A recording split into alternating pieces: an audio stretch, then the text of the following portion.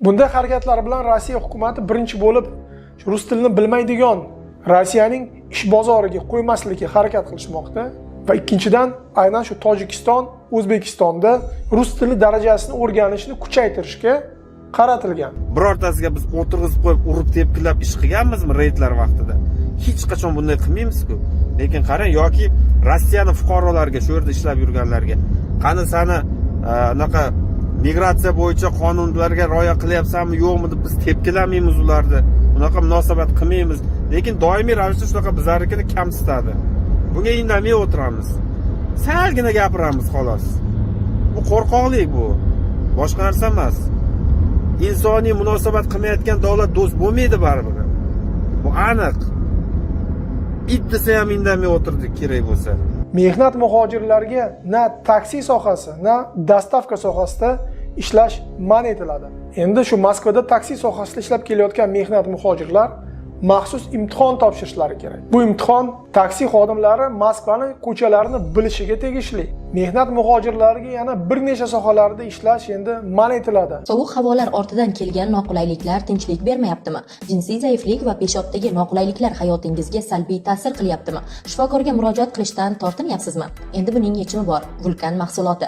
Atigi 7-10 kun ichida sezilarli natijani his eting. Faqat tabiiy tarkib, hech qanday kimyoviy qo'shimchalarsiz. Bugunoq qo'ng'iroq qiling. Birinchi qo'ng'iroqda 10% chegirmaga ega bo'ling. Batafsil ma'lumot uchun quyidagi raqamlarga murojaat qiling. Vulkan doimo kuch siz bilan bo'lsin.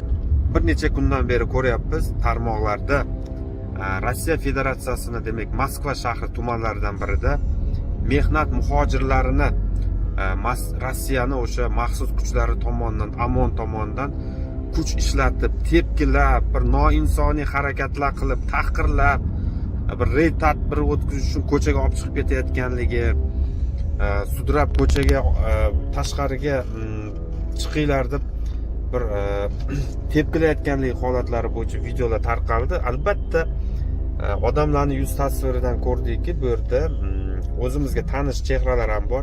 Ya'ni ko'pchiligi biz o'zbekistonliklar ham bor degan shunaqa gumon bo'ldi.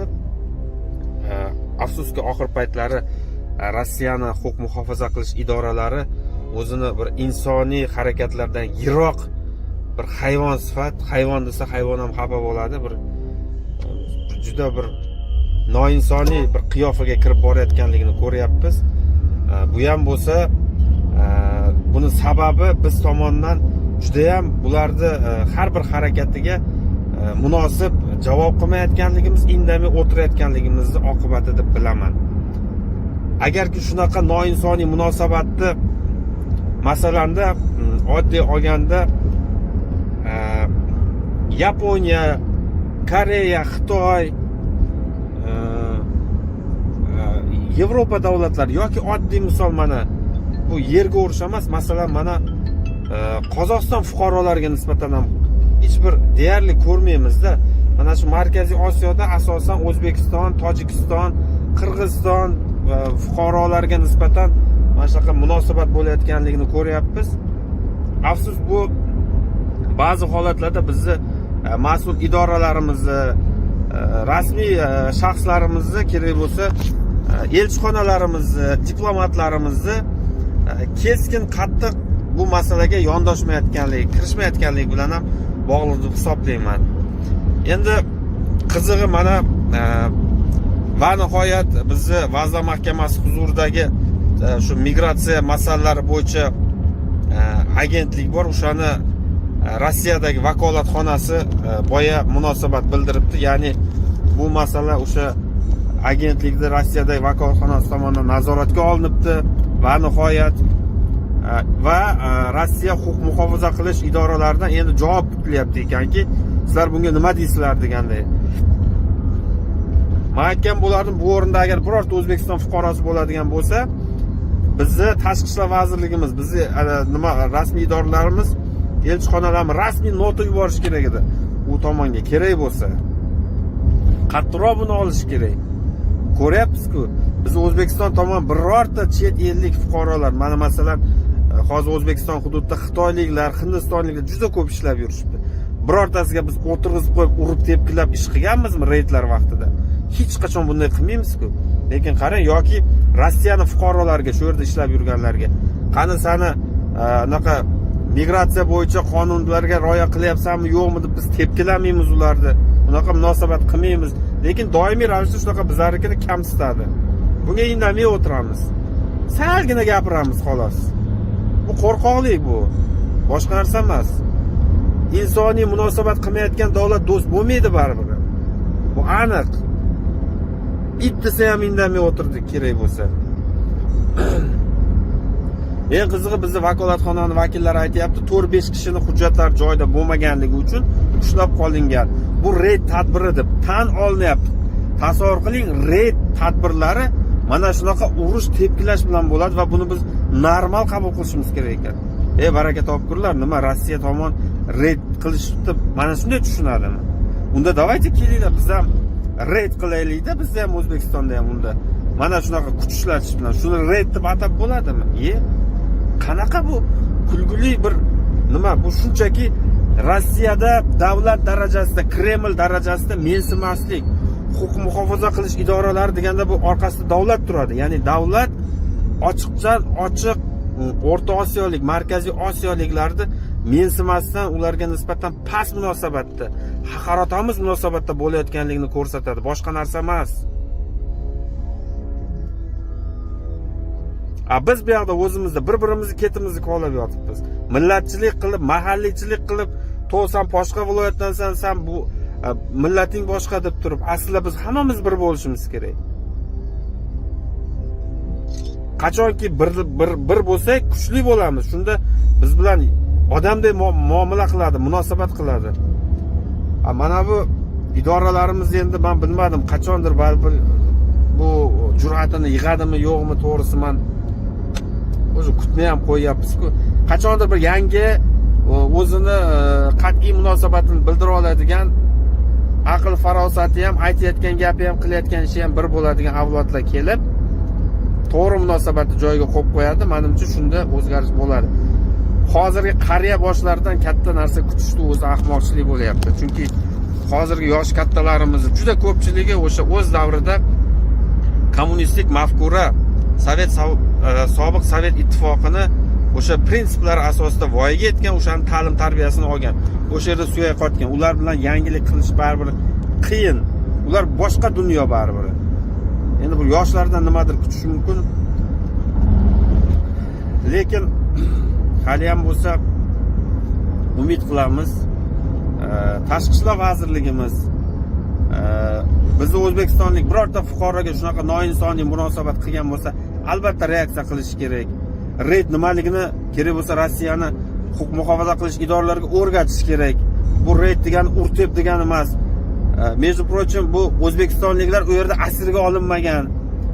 U yerda o'zbekistonlikmi farqi yo'q, boshqa davlatning fuqarolari bo'ladigan bo'lsa ham haydab olib chiqayotgan odamlarda bu asirlarga ham bunaqa munosabat qilmaydi.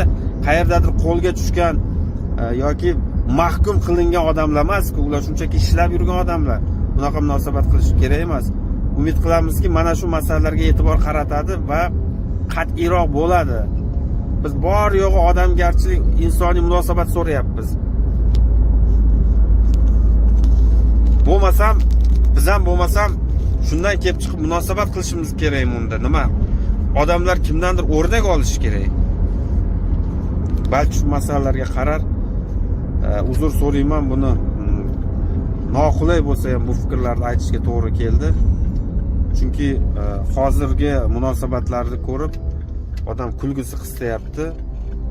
Mum tishlab o'tirganini ko'rib, shuning uchun fuqaro sifatida munosabat qilishga majbur bo'lyapman. Men o'zbekistonliklarga nisbatan bunaqa bo'layotgan munosabat hech qabul qila olmayman. Markaziy Osiyoliklarga nisbatan bo'layotgan munosabatni ham qabul qila olmayman. Shuning uchun munosabatimni aytayapman. Qolganlarga ham to'g'ri ma'noda faol bo'lishga, fuqarolik pozitsiyasini doimiy bildirishga chaqirib qolaman, qonundan chetga chiqmagan holda. Kattalarimizga ozgina jur'at tilaymiz. Shu. Birinchi yangilik Peterdan keldi. Bu yerda Peterning hokimi bir qaror kiritdi. Bu qarorga binoan yaqin vaqtda Peterda mehnat muhojirlarga na taksi sohasi, na dostavka sohasida ishlash man etiladi. Bu qarorning ijrosiga 3 oy beriladi. Bu degani Piterdagi ish beruvchilar aynan patent bilan ishlayotgan chet el fuqarolarini ishdan bo'shatish kerak bo'ladi. Bu aynan O'zbekiston, Tojikiston fuqarolari. Eslatib o'taman, Rossiyada shu Qozog'iston, Qirg'iziston, Belorussiya va Armeniya fuqarolari bez patent ishlashga haqqa ega. Bularga bu taqiqlar qo'llanmaydi. Hozirgi ma'lumot bo'yicha bu taqiqlar 2026-yilda ham qo'llanishi mumkin. Bu qonunning kuchga kirishi muddati yaqin vaqtda ma'lum bo'ladi. Biz albatta bu haqida bizning videolarimizda gapirib chiqamiz. Xullas, shu Piterda meni ko'rayotgan taksi sohasida yoki kuryerlik sohasida yurgan bizning tojikistonlik, o'zbekistonlik aka-ukalarimiz, opa-singillarimiz bor bo'lsa, shuni nazaringizga tutinglar, yaqin vaqtda Piterda bu sohalarda ishsiz qolib ketishingiz mumkin. O'z o'rnimda bir niyat qilamanki, bu qonun baribir yana boshqatdan ko'rib chiqiladi. Chunki mening fikrim bo'yicha hozir bunday katta shaharda, Piter juda katta shahar, bunday taqiqlar kiritilsa, bu birinchi bo'lib mahalliy aholi uchun birinchidan dastavkalar, taksi xizmatlari narxi oshishiga olib keltiradi. Ikkinchidan albattaki kutish muddati ham ancha uzaytiriladi. Siz Piterda shu sohalarda ishlab kelayotgan bo'lsangiz, kommentariyada yozinglar. Vaziyat qanday? Keyingi yangilik Penzadan keldi. Bu yerdagi FMSni rahbari va uning birinchi o'rinbosari FSB xodimlari tomonidan qo'lga olinishdi. Ularga nisbatan organizatsiya nezakonniy migratsiya modda bilan jinoyat ishi qo'zg'atilgan. Va hozirgi rasmiy tergovning ma'lumoti bo'yicha bu xodimlar 10 mingtadan ko'p chet el fuqarolariga RVP, VNJ va Rossiya fuqaroligini rasmiylashtirishga yordam berishgan. Va mana afsuski endi shu Penzada hujjatlarni rasmiylashtirgan chet el fuqarolariga nisbatan ham tekshiruvlar bo'lishi mumkin. Bu degani shu 10 mingtadan ko'p shaxslarning hujjatlari boshqatdan tekshiriladi va baland ehtimol bilan ko'pchiligining hujjatlari annulirum bo'ladi. Shu uchun meni ko'rayotganlar ichida shu Penzada hujjatlarni rasmiylashtirganlar bor bo'lsa, ogoh bo'linglar, o'zlaringizni hujjatlaringizni tekshiringlar. Keyingi yangilik Moskvadan keldi. Endi shu Moskvada taksi sohasida ishlab kelayotgan mehnat muhojirlar maxsus imtihon topshirishlari kerak. Bu imtihon taksi xodimlari Moskvaning ko'chalarini bilishiga tegishli. Bu qonun o'zi 1-martdan qo'llangan edi. Maxsus saytga kirib, shu taksi haydovchilari imtihon topshirishga imkoniyatga ega bo'lishgan. Va mana endi 1-iyundan boshlab bunday imtihondan o'tmagan taksi haydovchilariga nisbatan 5000 rubl shtraflar qo'llanadi.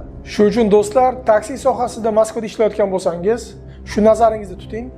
Endi politsiya xodimlari sizga aynan shu imtihondan o'tganligingiz haqida savol berishlari mumkin. Keyingi yangilik Yamaldan keldi.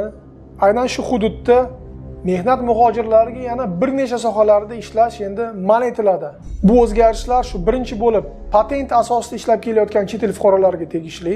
Eslatib o'taman, bu O'zbekiston, Tojikiston, Ozarbayjon, Abxaziya, Yujniy Osetiya va Ukraina fuqarolariga tegishli. Bu taqiqlar 3 qadamda qabul qilinmoqda. Birinchi qadam bu 28-maygacha aynan qishloq xo'jalik, недвижимость, sport va dam olish sohalarida chet el fuqarolarini трудовой договорlarini bekor qilish kerak. 1-iyundan boshlab ishlab chiqarish sohasi, logistika, mehmonxonalar, restoranlar, ta'lim, tibbiy sohasi va uy xo'jalik sohalari 1-sentyabrdan boshlab bu savdo va avtomobillarni remont qilish, STO'lar, avtoservislar.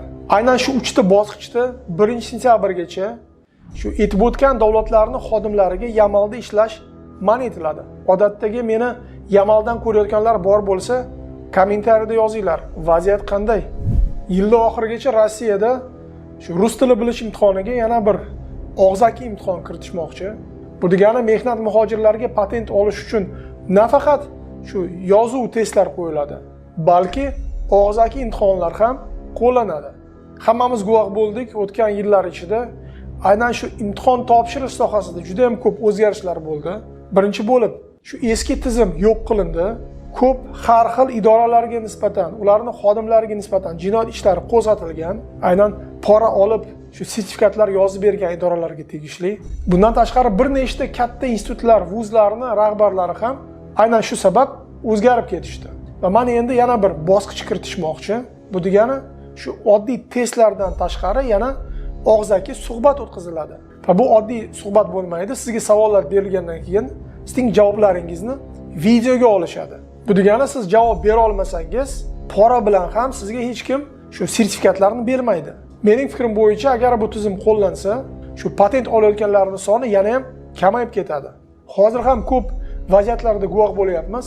Aynan shu rus tili imtihoni topshira olmagan chet el fuqarolar patentsiz qolib ketishyapti. Bunday harakatlar bilan Rossiya hukumati birinchi bo'lib rus tilini bilmaydigan Rossiyaning ish bozoriga qo'ymaslikka harakat qilishmoqda va ikkinchidan aynan shu Tojikiston, O'zbekistonda rus tili darajasini o'rganishni kuchaytirishga qaratilgan. Odatdagi rus tilini yaxshi bilmaydiganlar meni ko'rayotgan bo'lsa, kommentariyada plus qo'yinglar.